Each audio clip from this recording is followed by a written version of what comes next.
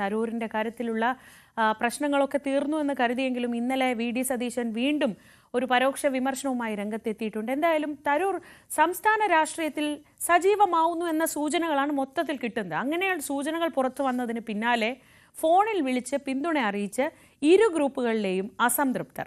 മുതിർന്ന നേതാക്കളുടെ ഭാഗത്തു നിന്നുണ്ടായ വിമർശനം അതിര് കടന്നെന്നും തരൂരിനെ രാഷ്ട്രീയമായി തേജോവധം ചെയ്യാനുള്ള നീക്കമാണ് നടക്കുന്നതെന്നും ഒക്കെ വിമർശനം ഉയരുന്നുണ്ട്.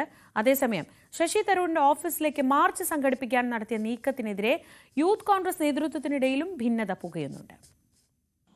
ലേഖന വിവാദം അവസാനിപ്പിക്കാൻ ഹൈക്കമാൻഡ് നേതൃത്വം നേരിട്ട് ഇടപെടുകയും രാഹുൽ ഗാന്ധി നീണ്ട ഇടവേളയ്ക്ക് ശേഷം ശശി തരൂരുമായി ചർച്ച നടത്തുകയും ചെയ്തതിന് പിന്നാലെയാണ് തരൂരിനെ പിന്തുണച്ച് കോൺഗ്രസ് നേതൃനിരയിലെ ഒരു വിഭാഗം രംഗത്തെത്തിയിരിക്കുന്നത്. UDF കൺവീനർ കൂടിയായ MM ഹസൻ പ്രവർത്തക സമിതി അംഗത്വം രാജിവെക്കണമെന്നാവശ്യപ്പെട്ട് ശശി തരൂരിനെതിരെ നടത്തിയ പരസ്യ വിമർശനം നേതൃത്വത്തിലെ ഒരു പ്രമുഖന് വേണ്ടിയാണെന്നാണ് തരൂർ പക്ഷത്തിന്റെ വിലയിരുത്തൽ. ഇതിന് പിന്നിലെ ആസൂത്രിത നീക്കം ദേശീയ നേതൃത്വത്തിന്റെ ശ്രദ്ധയിൽപ്പെടുത്തിയതായാണ് സൂചന. അതേസമയം സംസ്ഥാന കോൺഗ്രസ് നേതൃനിരയിലെ ഒരു വിഭാഗം തന്നെ അവഗണിക്കുകയാണെന്ന ശശി തരൂരിന്റെ പരാതിയിൽ രാഹുൽ ഗാന്ധി തന്നെ ഇടപെടൽ നടത്തിയതായാണ് വിവരം.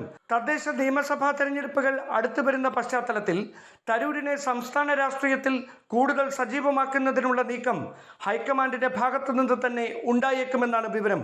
അതിനിടെ കൃപേഷിന്റെയും ശരത് ലാലിന്റെയും രക്തസാക്ഷിത്വ ദിനവുമായി ബന്ധപ്പെട്ട് ഫേസ്ബുക്ക് പേജിൽ ശശി തരൂർ ഇട്ട പോസ്റ്റ് പിൻവലിച്ചതിനെതിരെ യൂത്ത് കോൺഗ്രസ് ജില്ലാ കമ്മിറ്റി മാർച്ച് നടത്താൻ നീക്കം നടത്തിയിരുന്നു. സംഭവം വിവാദമായതോടെ KPCC നേതൃത്വം ഇടപെട്ടാണ് ഇത് തടഞ്ഞത്.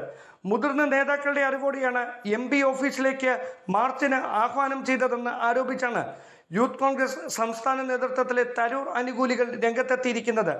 ഇംഗ്ലീഷ് ദിനപത്രത്തിലെ വിവാദ ലേഖനത്തിലെ കണക്കുകൾ ശരിയാണെന്ന നിലപാടിൽ ശശി തരൂർ ഉറച്ചു നിൽക്കുകയും സംസ്ഥാനത്തെ ഒരു വിഭാഗം കോൺഗ്രസ് നേതാക്കൾ ലേഖനത്തിലെ പരാമർശങ്ങൾക്കെതിരെ പരസ്യ നിലപാട് തുടരുകയും ചെയ്യുന്ന പശ്ചാത്തലത്തിൽ ഹൈക്കമാൻഡിന്റെ തുടർ നീക്കങ്ങൾ എന്താകുമെന്നറിയാനുള്ള കാത്തിരിപ്പിലാണ് കോൺഗ്രസ് കേന്ദ്രങ്ങൾ. Dan Kurian, News 18, Thiruvananthapuram.